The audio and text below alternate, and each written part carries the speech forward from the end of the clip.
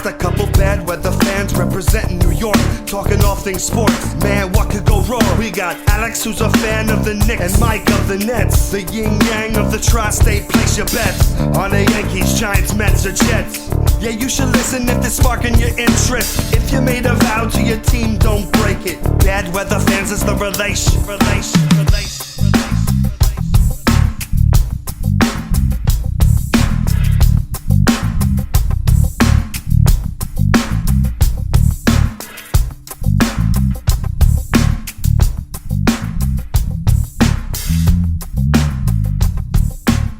That's right. This is Bad Weather Fans, episode number 174.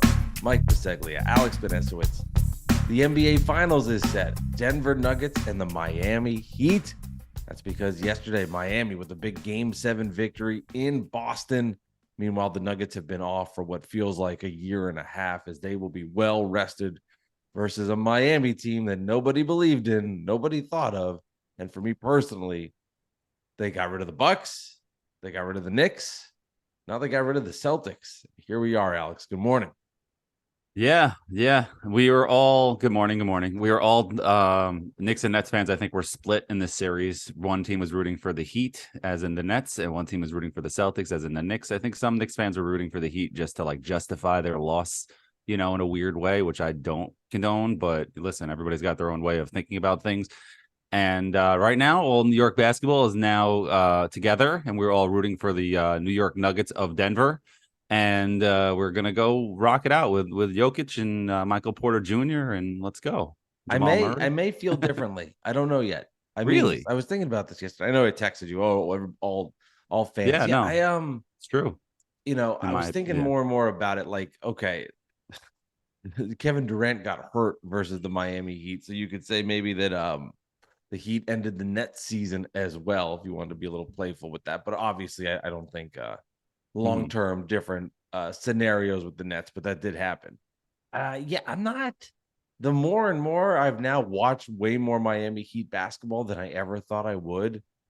They are, from a team aspect, very likable. I think they have players that are likable now that I've seen them, and maybe because I've been rooting basically not for them, but against the teams they're playing. Right. I don't know if I'd be opposed to seeing, and I say this because the Heat are they are the 8th seed. If they were maybe the 3rd or 4th, whatever. But I think part of me wouldn't mind seeing some form of history and seeing the Miami Heat actually beat the Nuggets, just so we could. And honestly, the first thing I want is just a great series. But I think I wouldn't be opposed to a Miami Heat win just to see some kind of history with an 8 seed winning a championship. Yeah, there's also part to me as a Knicks fan. I don't want the 8th seed to win the championship because I want to keep that Knicks 99 team special.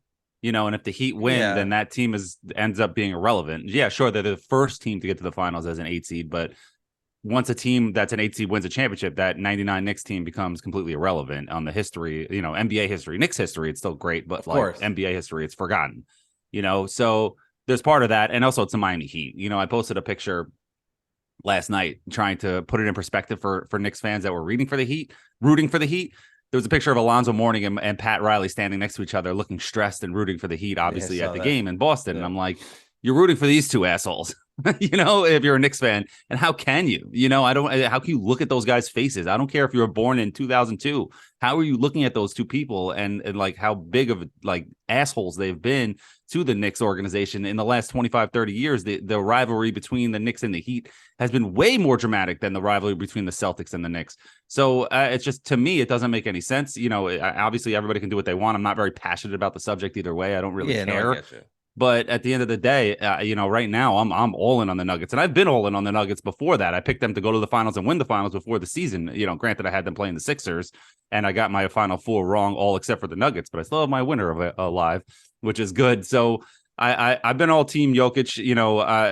I've been hating the way that everybody's been coming down on him and nitpicking him and acting like he, not that he stinks, but just just discrediting him. And that's what we do here in the NBA now. NBA fans, they just do their best job to discredit him. They're discrediting the scoring title, all-time scoring title for LeBron James, and saying he's a compiler, which is a bunch of bullshit.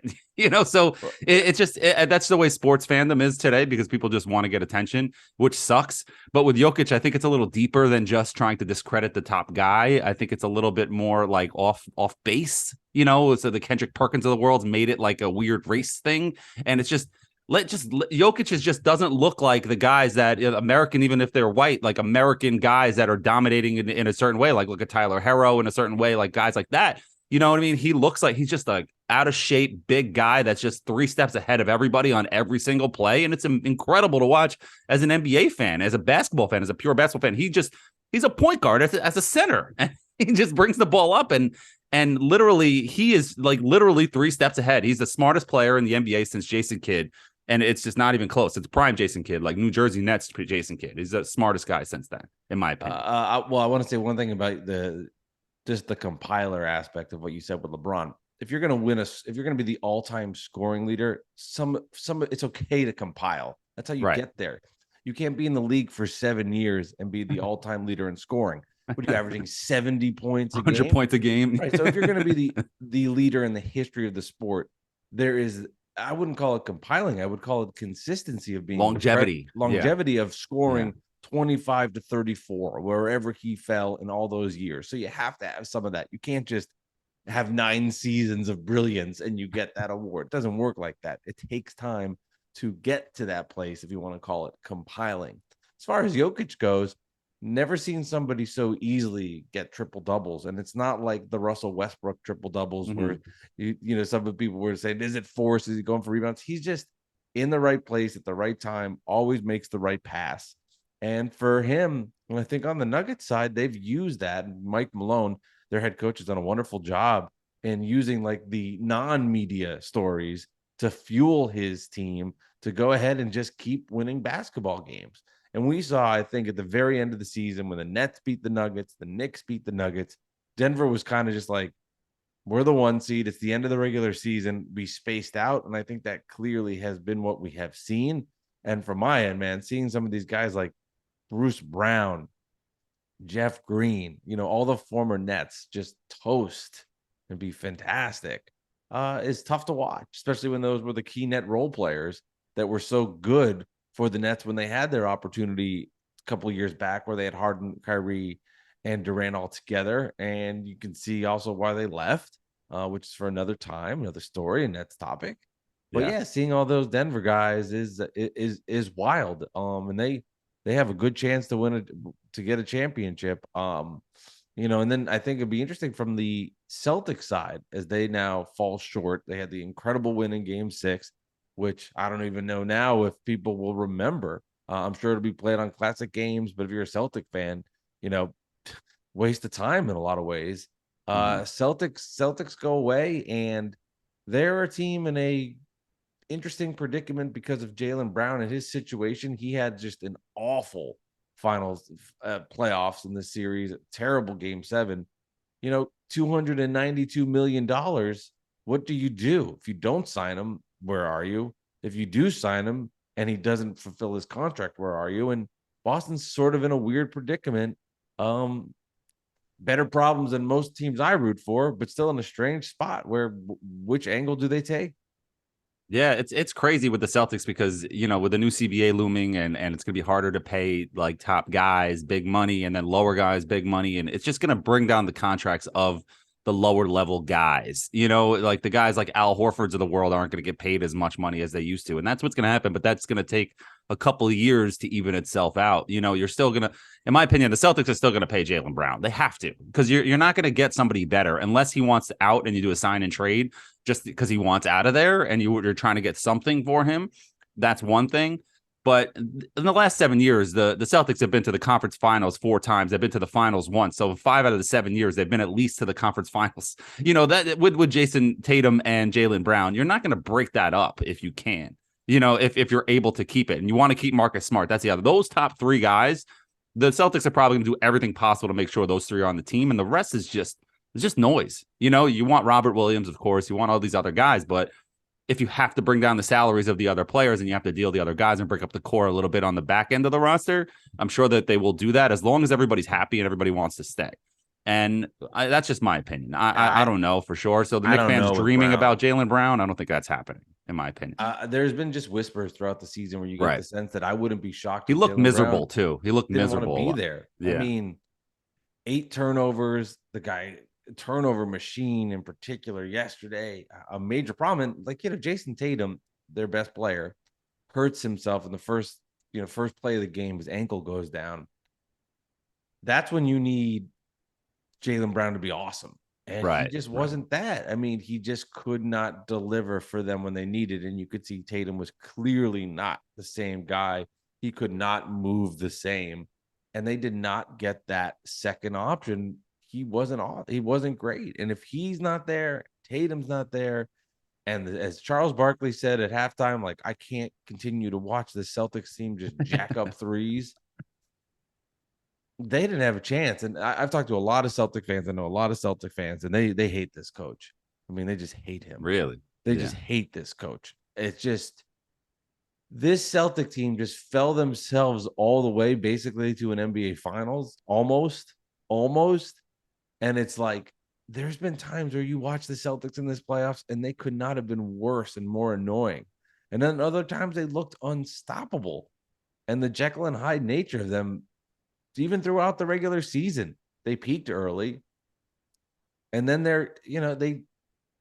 they just came up short and they could never have big spots. And they were a fraud of a team that got as far as they did, which, just turn it back to the Nets for 1 second. I drifted a little bit here yesterday when, man, and I'm thankful for it, and I think it's the right thing. But if Kyrie and Durant, when we were on this 18-2 streak, looking unstoppable, Ben Simmons was serviceable, at least there would have been an opportunity in these playoffs for who the hell knows. My gut is they would not have won. But man, like, this Eastern Conference was so fucking wide open. Guys could not have just figured it out for one more year and at least had an attempt. It was a little frustrating for me, but again, that's old news. I know, I get it. I feel the same way. I thought it. I feel the same way as a Knicks fan. You lost to the Heat in 6, and you easily could have won that series. You know what I mean? Not easily, but you could have won that series. It wasn't like, the Bucks where you just got smacked in the mouth. You know what I mean? The Heat, like the Knicks, the Heat were beatable against the Knicks. They just didn't take advantage of the opportunities. And they also got embarrassed in they got outcoached, outclassed. I mean, they had opportunities. I'm not trying to make excuses like the Knicks lost, the Heat didn't win, the Knicks lost. No, the Knicks lost, and the Heat beat them, credit to them. But still, it was just one of those, you walked away from that series, me as personally, as like, damn, we could have beat these fucking assholes. Like, not, oh, I'm so proud that we took the eventual Eastern Conference champions to 6. No, man, that's a loser mentality. I have a bad taste in my mouth about this team. And going into the offseason, we know that they're going to bring Randle back. We know they're not going to do anything big. They're going to flirt with some big names. They're going to upgrade like Fournier and Rose. They're going to dump them off, maybe get rid of Hartenstein. I don't know what they're going to do and let Sims rock. I really don't know what they're going to do, but it's going to be something like that. They're not making a big deal. They're not getting Jaylen Brown. They're not getting Joel Embiid. They're not getting any of these guys. It's going to be one of those off seasons, and then they're going to try to make sure you forgot about the Randle stuff in the second round. You're just going to look at the stats. You can say all NBA. You're going to say all star. You're going to be like, he's rejuvenated. Let's bring him back. And it's going to be the same crap as last year, man. And sure, you'll have a good season. We'll get top 4 or 5 seed, and then you'll see what happens. I don't know what's going to happen. But just feels that way unless Mike. Since I tweeted this out yesterday at Nick Central, that since the new CBA is coming and there aren't a lot of big name free agents out there this year, we went through it last episode. I feel like there's going to be a lot of trades this offseason and big like 3-4 team trades where a team like the Knicks can sneak in and grab a Zach LaVine for cheap or grab another big, like not a star, but like right below that level, maybe like a half star, you know what I mean? And like steal them for like nothing, so there's the potential for that just to make the deals work for the bigger trades that are out there. Oh, I think this offseason is going to be the most fun NBA fans have had. And for a lot of us, this will be the best part because our teams suck. I really believe it's going to be bonkers. I think the Nets might be part of a lot of this, especially with some of these Damian Lillard rumors. I think it's clear Damian Lillard is unhappy with his situation. And Portland's like, we'll get you somebody. We'll get you somebody. We'll get you somebody. It's like, I don't who? know how realistic that is. I think the Nets are going to be heavily invested in the Damian Lillard trade market. Now, for them, it can't be, you cannot give up the cupboard of everything you secured when you dealt Kevin Durant. You can't give all that back up to get Lillard. It's like, we're just spinning our wheels here. But if you're able to not give up all of that and then maybe pair him with somebody else that comes in, not saying it's a star, but at least some serviceable good players. I've kind of hit the point, Alex, and maybe I've changed my mentality here. And I've always been on the belief of I just want to win a championship. Honestly, at this point, I'm probably never going to see one. I'm convinced of the fact of that. Bring in Damian Lillard and a couple of good role players, and let's just have a fun, regular, nice season where we win 46 to 52 games. They play well. There's some injuries here and there, but it's not the same bullshit. And you have a chance. You have a chance. I think I'm so jaded from the entire experience that just happened where I wouldn't mind just being good. Like, give me the Knicks season last year, and let's just have that where they win some games, they get to the second round. You can dream. We can dream, and it's just enough of the. I don't know and I know a lot of Net fans will say, "Hey, Mike, you got to stay course, rebuild, do it the right way." And they're probably right. I mean, I do think they're probably right ultimately to win a championship. I do think that is the better course of action. But I just selfishly kind of want a short-term fix where they're good. And to play back to one other thing you said about the Knicks, there's no guarantee. And this is not a slam at the Knicks. This is just the way the Eastern Conference works. And the West. There's no guarantee the Knicks are a 4 or 5 next year. There's just no guarantee. No way. All these teams are just in this pot, and then they can be, pick out team A. There's no guarantee you're a 4 or 5 because you were last year. And I there's an opportunity for the Knicks, and I think internal growth will help them get better. Jalen Brunson's only going to get better. RJ Barrett, where does he go now? Where's the next steps for him? Internal growth. Josh Hart, still young-ish. Mitchell Robinson working on his threes as he get a perimeter game going. That's a joke. As I spill coffee all over myself. I know, I saw that. I almost spit out my coffee when you sent me these. But yeah, I think, the Nets is going to be crazy offseason trades. And I think you're right. I think the Knicks will be more of internal growth, or maybe they'll surprise us. Maybe they'll have a multi-deal and Jaylen Brown's coming to the Knicks. RJ Barrett, a bunch of picks. Mitchell Robinson moving to, well, he wouldn't be moving, but moving over to Boston.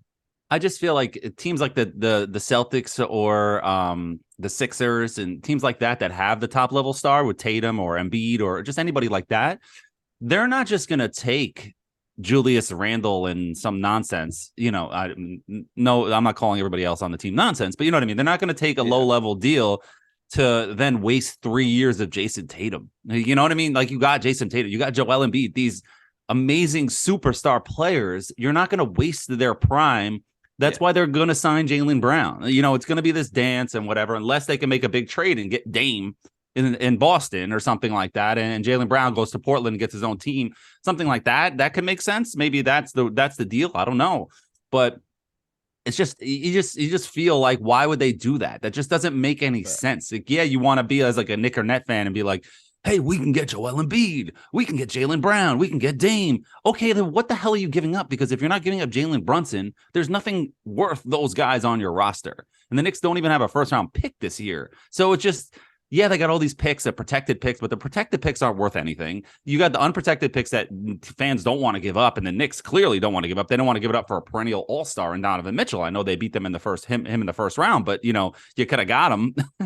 So it's just, at the same time, it's just like, what's the next step? And that's what I don't see with this Knicks team, and that's why they're definitely going to run it back, and it's just frustrating because it's going to be the same thing over and over.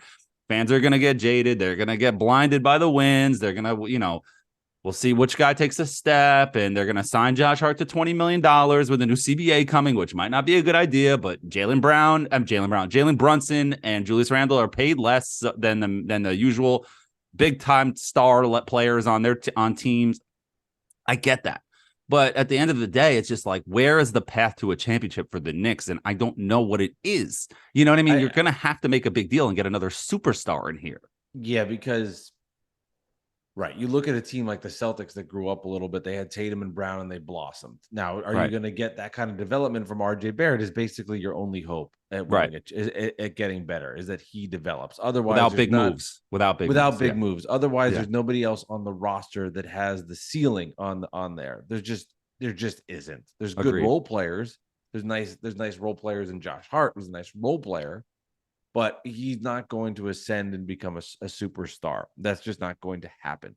So if that's not the route, then I think what the Knicks have done well with Leon Rose is they've just acquired this cupboard of draft picks. They have a bajillion draft picks. Do they use that to go out and make that trade? And I know there's guys on here like Coonies that will just say they're playing the long game. They're playing the long game. They're doing it right. Yes. So then I guess eventually you strike while the iron's hot, and when the guy becomes available, you go and get it. Because otherwise, I just don't. You're right. There's no path to the title. You have to do it in that direction. I also want to mention about, the Celtics or the Sixers having a trade with the Knicks. I posted something about it on Twitter at Mike Delivers Pod, and basically said I just can't see Embiid being dealt to the Knicks, almost like seeing Jalen Hurts being dealt to the Giants. Jalen Hurts. No. I'm talking about from the Eagles. Oh. So you're right. I'm sorry. I thought you made a mistake, and you didn't. I'm sorry. Sorry for doubting you, Mike. But just saying, like, would you trade, arguably the best player in the league, in the NFC, top quarterback? Right. I know we're not going to get Patrick Mahomes. I get it. All right, but yeah, whatever. And then everybody was like, "Well, Mike, look at the history with the Sixers, Celtics, with the Nets," and I was like, "Yeah, okay." And I was surprised by this because I thought maybe Knicks fans would give themselves more credit. Those teams traded with the Nets. They didn't trade with the Knicks. There's a difference, right? I'm not naive to it. I hate the Knicks, but I've always said I understand the difference between the two teams.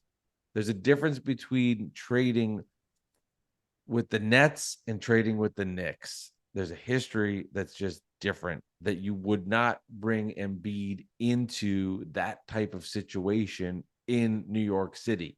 Now, maybe there's a point where the Knicks just offer something that's too good to pass up and you have to bite it and you say, okay, they said here's 7 unprotected draft picks, Leon Rose's mansions, here's keys to his bank account, his routing number. I don't know.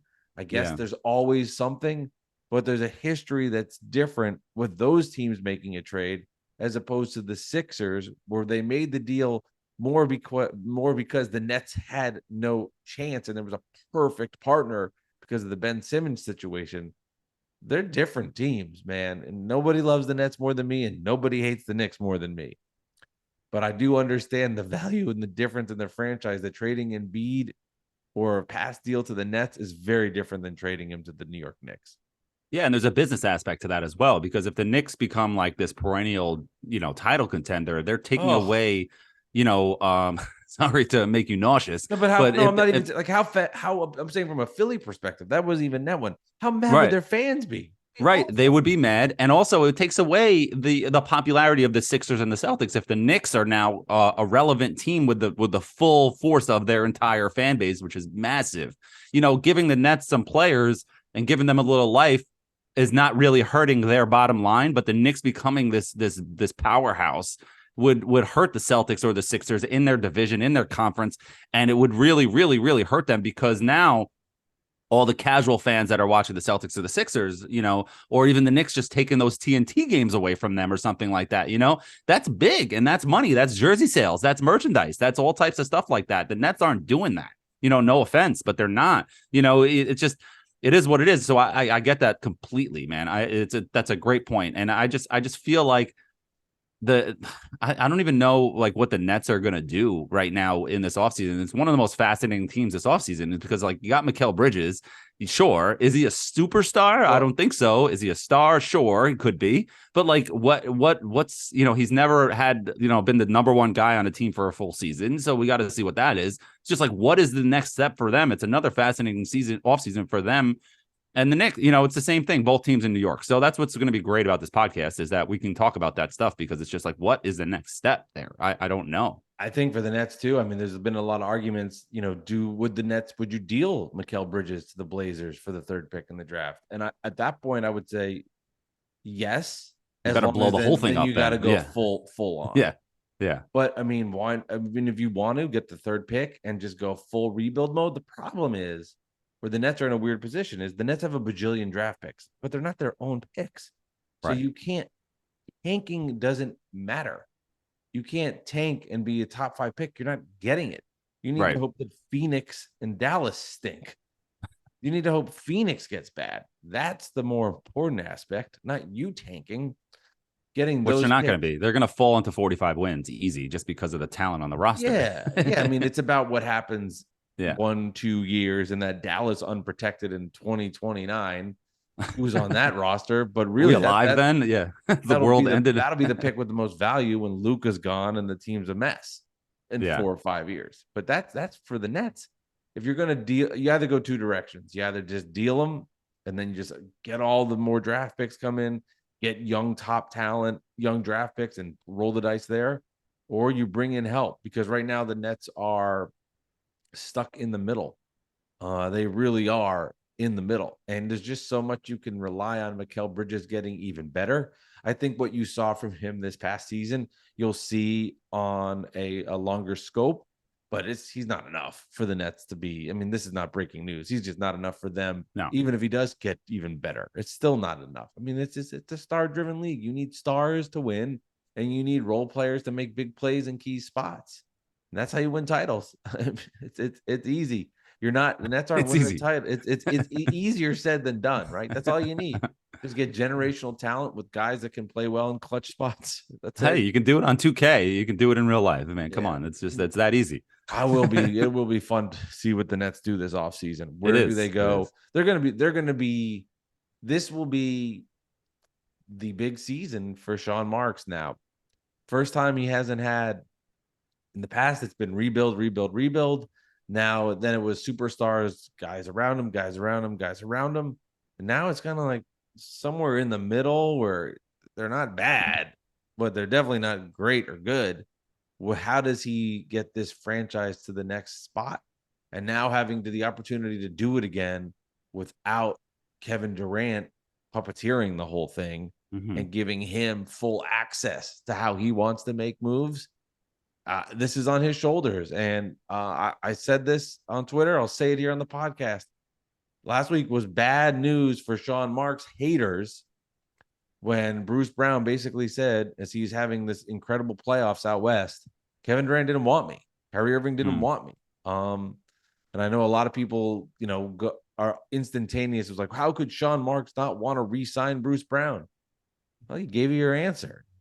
KG, the GM at the time, didn't want to do it. And that's a big part of the reason Bruce Brown's out west and possibly helping Denver to their first championship.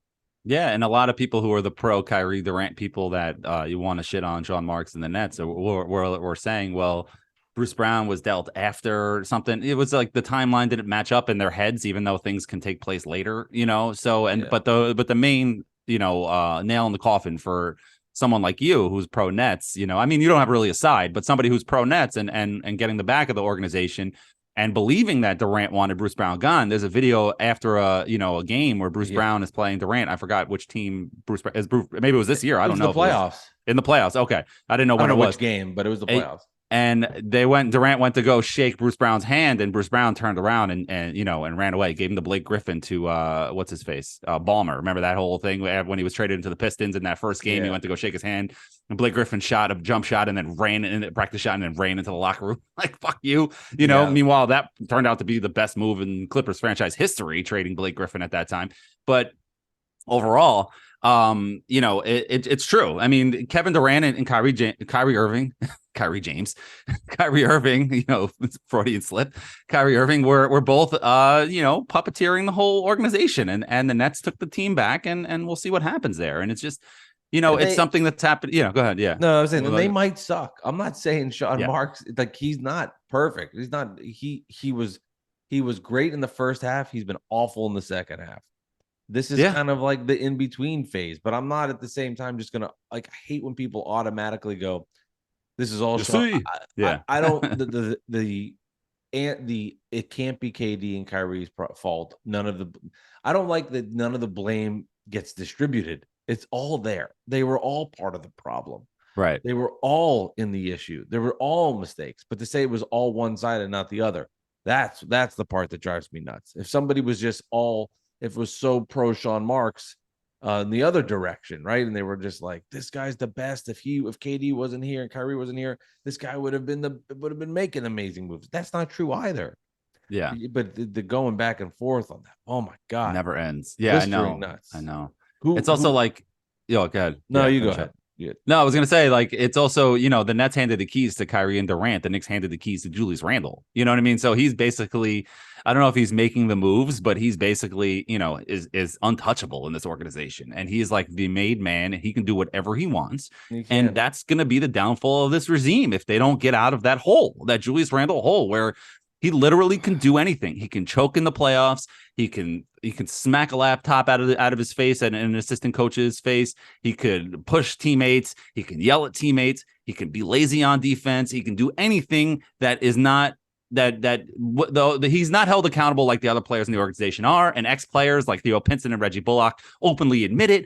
You can see it if you follow the organization closely, like myself or even you. And it's just, you could see it. And that's why this team is not going, and he's not good enough to be put on that kind of a pedestal. And he's a nice person off the court. He's a great guy, community guy, family guy. I have no issues with Julius Randle off the floor. He's a great person. And if you're attacking him personally because he kisses his wife or anything like that, you're just an idiot. But on the court, as a teammate in the locker room, he's not a good player. He's not a winning player. He's a regular season stat stuffer that's going to get you some wins, going to look great on paper if you don't pay attention to the Knicks. But all the reporters and all the casual fans that are finally paying attention to the Knicks for more than 5 games for 2 series this year finally realize, whoa, Julius Randle stinks. Like he's okay, but like the attitude, the sulking, the being once he's disengaged, not hustling on defense and taking plays off. And it's just like, dude, you're not Randy Moss. You know what I'm saying? Like you're up, your highest level is not worth you taking a few plays off here. You know what I'm saying? So that's what's going to ultimately be the downfall of Leon Rose if he doesn't get out of that, or if he doesn't acquire another player that can check Julius Randle. Because right now, Jalen Brunson's not doing that, but maybe another year of this level of Jalen Brunson, maybe he develops that. Like, I'm the superstar of this team. Get in line, dude. But I don't know if that can ever happen because Jalen Brunson's not that kind of guy to call out his teammates. He's going to probably keep all that in-house because he's been around the NBA his entire life. His dad was a player. He knows how this works. Yeah. So I just don't know where this team goes. And it's just, Knicks fans are just so desperate for news right now that we're believing reporters' opinions. Like Steve Popper had an article where he said all these different things of what he thinks is going to happen. It was a very entertaining article on Newsday, but it was reported by these Knicks aggregating sites as like fact. Knicks are going to keep Julius Randle. Knicks are going to do this with Obi Toppin. Right. Knicks are going to do this. And it's just like, guys, relax. We don't know it's not even, it's the finals. Like, you know what I mean? We have some time here, and just root for Mike Malone, with the Nuggets. And he's from Astoria, he was started off as Manhattan College as an assistant, got in as a video editor or video like tape guy with the Knicks as an assistant in 91 or 92, not 90, 99 or 2000. And he just developed into this amazing coach. And like, let's rock with this guy. You know what I'm saying? Let's rock with the Nuggets, man. They're gonna beat the Heat, and let's see what happens there, and it'll be fun. But you know what, Mike? This is again this year keeps the streak alive that one ex-Knicks player has played in every NBA Finals ever. Do you know who the ex-Knicks player is that's playing this year that kept the streak alive? Your friend. Yeah. I'll give you a hint. My friend. Okay, yes. I gotta just. Friend, like he's also an ex-Nets player. Well, I figured that's what you meant. I figured you weren't like, oh yeah, you went to a barbecue with him last week. Yeah, you're like, oh yeah, I forgot to tell you, Jamal Murray was in my wedding. Like, yeah, I get that. DeAndre Jordan. Yes, DeAndre Jordan keeps the streak alive. That one Knicks player doesn't play. Yeah. It took me a second to finally pop. Isn't that crazy though? Like, Mike Malone, maybe he would have counted also as an ex-Knicks assistant, but he's not a player, so it could have kept the streak alive there. Or Riley. Well, this was a tweet from How about this stat? This is from NBA Central. Yeah, Kevin Love has reached the finals every time he's been in the playoffs. That's crazy, which makes sense because he was with LeBron, who never missed the finals. with the Cavs, or and then he comes to he goes from the Cavs. I mean, technically they were in the play-in last year, but they lost to the Nets, so that's not right. Doesn't count as the playoffs. Yeah, doesn't He count goes as to the anything. It's Heat. not regular season or the playoffs. It's just nothing. He goes to the Yeah. Heat, makes the finals. Yeah, get that. So That's crazy. Sign Kevin Love if you're a Net or going to the Knicks fan. finals. I think that's the line here. All right, Alex, we'll wrap it up with who do you like to win the title? Nuggets, easy. I think that's the 6. popular pick. And yeah, 6. I think it's in 6 too. I think saying, "Oh, this is a sweep" or anything like that. No. The Miami's going to win games. They're just built different. And if they won the title, wouldn't be shocked. I would be, but I've been shocked this whole offseason. And you know what's funny is that I finally started betting on the Heat in the Eastern Conference Finals when they were up 3-0. Yeah. And they lost 3 games. So I was just like, all right, fuck Thank the God. Heat, man. Thank God. Thank goodness. So, yeah, and I will tell you this, Celtic fans, I got some of them being like, if Tatum doesn't get hurt, this light comes on me if you're watching on YouTube. Yeah, the sun. If Jason Tatum wasn't hurt, that game's played differently. You think? Yes, no shit. Of course. You're not going to get sympathy from me. 2 quick things. Can the Knicks, I get that they're going to retire Melo's number. I don't think they should, but they will. I understand why they will. We don't need to talk about that. It's a boring topic. But can we stop slurping the guy already? Like every single day you're tweeting about Melo and you have like a Melo week on MSG. Like it's enough. Okay. Like we get it. Guys. Like, you know what I mean? Like just, can we stop there? And number 2, the Sixers hired Nick Nurse, former Raptors coach, as their head coach. That's another reason why they're not trading Embiid. And shout out to Aram, my guy on Twitter. He sent this great joke. It said they went from a doctor to a nurse, and Doc Rivers to Nick Nurse. But that was great. It made me laugh. Yes. So, and Aaron Rodgers, we're in the honeymoon phase with Jets fans that we're even getting excited that he's at a Taylor Swift concert. But that's just let's take it easy, guys. He hasn't lost the game yet. Yeah. You know Shake it off, Nick fans. Shake it off. Shake it off. Okay. I had to get that out. Yeah. The coaching stuff's been fun. The coaching stuff's been fun. Yeah, NBA Finals starting up. Yeah. Bad Weather Fans, episode 174. Watch on YouTube. You can see Leon jump in my face. You can see the sun. As my head looks like it's a bobbing head. Yes. Bizarre looks. But yeah. Don't forget Apple. Leave us some 5 stars. Leave some comments. And this has been Bad Weather Fans at 174. Going to get fun in the off season. And as we continue to move into another year, well, we'll wait till the finals are over, where both of our teams are titleless. But I am happy, Alex. I'll end with this. My bingo board of hate has been completed with yesterday's win. Boston gone, Philly gone, Phoenix gone, Dallas gone, Knicks gone. Bingo. They're all off my board. All house money for you now. All house money. If you really want to help out the podcast, 5 stars, comments on Apple, download the episodes on all platforms, the podcast apps, and you really, really help us out a lot. So thanks for listening, guys. I really appreciate it. And girls. Bye, everybody. Peace.